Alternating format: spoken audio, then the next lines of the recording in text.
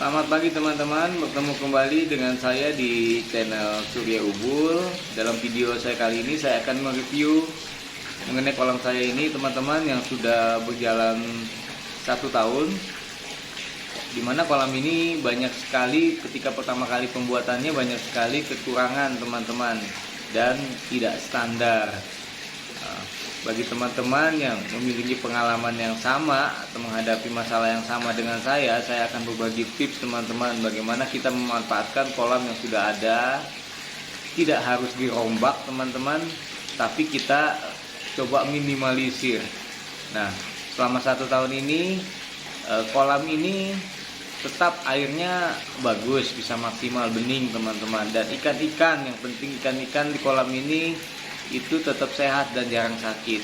Nah, saya akan berbagi pengalaman di mana kesalahan-kesalahan yang terdapat di kolam ini teman-teman, dan bagaimana saya meminimalisir kesalahan tersebut biar hasilnya tetap maksimal. Terus ikuti videonya ya, jangan di skip teman-teman. Tapi sebelumnya jangan lupa subscribe, like, and comment dulu ya teman-teman. Kesalahan yang pertama adalah kedalaman kolam koi ini hanya 0,7 meter teman-teman. Di bawah standar. Untuk kolam dangkal itu 1 sampai 1,2 meter teman-teman. Tentunya hal ini akan menghambat pertumbuhan dan bentuk badan dari ikan koi teman-teman. Koi tetap bisa tumbuh besar, jumbo, cuman agak sedikit lama jika dibandingkan dengan teman-teman yang memiliki kolam koi yang dalam teman-teman. Kesalahan yang kedua, luas kolam koi ini adalah 3,2 meter teman-teman. Tapi coba lihat, chamber filtrasinya itu sangat kecil teman-teman.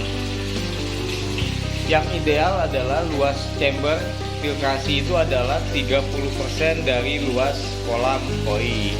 Nah, di kolam saya ini adalah sangat kecil dan sempit teman-teman, jauh sekali dari standar teman-teman. Kesalahan yang ketiga, dengan luas kolam 3,2 meter ini hanya ada satu bottom drain teman-teman di bawah sana tuh, di tengah sana ada satu bottom drain. Nah, untuk menyedot kotoran-kotoran yang ada di dasar kolam, terpaksa saya buat pipa teman-teman, pipa yang di bawah sana tuh, untuk mendorong kotoran ke tengah teman-teman, mendorong kotoran yang di dasar kolam ke tengah. Nah, memang sedikit mengganggu estetika karena pipa-pipa tersebut kelihatan sekali teman-teman. Nah, di tiap sudut saya membuat pipa teman-teman, pemasangan pipa untuk mendorong kotoran-kotoran yang ada di dasar kolam ke tengah, biar tersedot di bottom drain teman-teman. Itu cara saya agar bisa memaksimalkan bottom drain yang ada cuman satu itu teman-teman di tengah kolam teman-teman. Kesalahan yang keempat, kolam ini mulanya tidak mempunyai skimmer teman-teman, skimmer untuk menyedot kotoran-kotoran yang ada di permukaan air kolam, sehingga saya harus membuatnya skimmer darurat ya teman-teman, dari pipa aja kita buat. Jadi pipa ini kita buat ala kadarnya teman-teman. Saya sambungkan ke dalam chamber kolam. Nah, yang itu tuh kelihatan pipanya, dan air dari permukaan itu masuk ke chamber kolam yang pertama teman-teman. Dan ternyata hasilnya pun bisa maksimal. Air selalu jernih, kotoran-kotoran juga tersedot ternyata teman-teman ke chamber yang pertama. Kesalahan yang kelima, lihat di chamber-chamber saya ini tidak ada pipa-pipa penghubung antar chamber teman-teman, tapi celah atau lorong penghubung di atas chamber itu ada di bawah justru teman-teman. Nah ini dia memang kesalahan fatal dari si pembuat kolam. Jadi dia dari bottom drain kesedot langsung di bawah itu ada ibaratnya tuh lorong buat ke chamber berikutnya. Sehingga waktu itu saya berinisiatif selain disedot dari bawah, memang harus ada yang namanya skimmer tadi yang menarik dari atas, sehingga air dari atas pun ketarik ke bawah teman-teman. Gitu.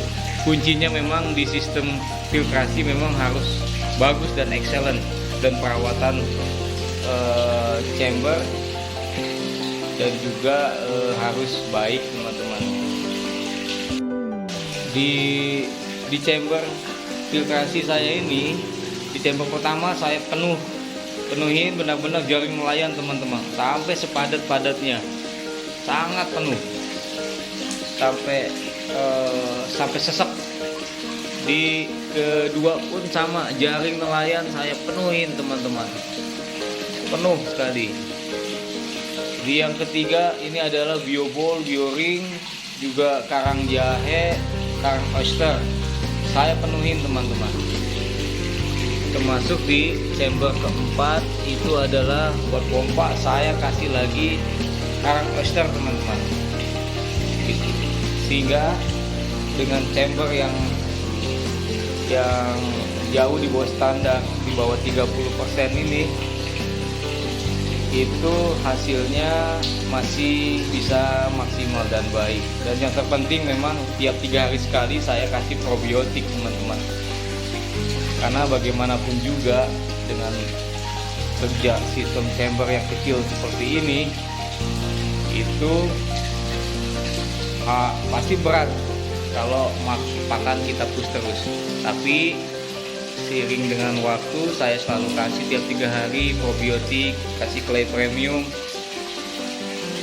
Tidak pernah, ini jarang juga saya bersihkan teman-teman chamber ini, tapi tetap kualitas air tetap baik dan ikan tetap sehat. Kesalahan yang keenam, di tiap chamber ini tidak adanya pipa pembuangan air teman-teman. Biasanya untuk menguras tiap chamber itu kan kita buat pipa untuk pembuangan air keluar untuk menguras, membersihkan chamber teman-teman. Tapi ini nggak ada teman-teman. Yang mana kalau pembuangannya itu dibuat satu teman-teman di sini. Jadi langsung dari sini kalau kita mau ngurangin air kolam tuh ada pipa langsung terbuang ke sana teman-teman. Jadi satu gabung.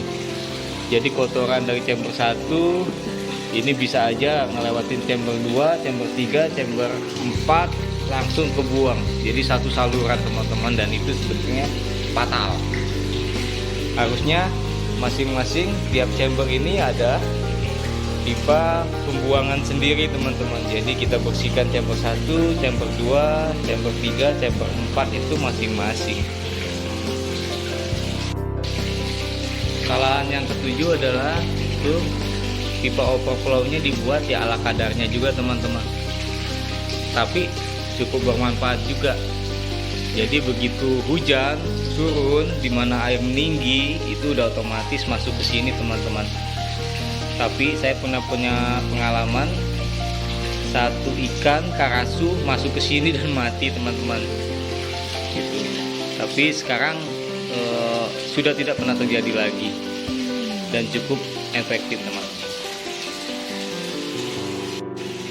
Review dari kolam saya ini ada 7 kesalahan teman-teman yang fatal dalam pembuatan kolam pertama kali teman-teman, yang mungkin kekurang pengetahuan saya dan juga tukang kolamnya sendiri teman-teman, sehingga hal-hal seperti itu tidak dipikirkan terlebih dahulu. Tapi tetap saya syukuri dengan kolam yang ada, hasilnya pun tetap maksimal dan kita bisa menikmati koi-koi kita berenang dengan sehat teman-teman. Jadi pesan saya buat teman-teman yang kolamnya banyak kekurangan, jangan khawatir teman-teman. Kita kita bisa perbaiki dan maksimalkan. Jangan berpikiran harus rombak, harus besarkan lagi. Ya boleh saja kalau punya uang, tapi kalau tidak punya uang ya kita syukuri saja teman-teman. Demikianlah video saya kali ini. Jangan lupa subscribe, like, and komen dulu ya teman-teman. Terima kasih telah menonton.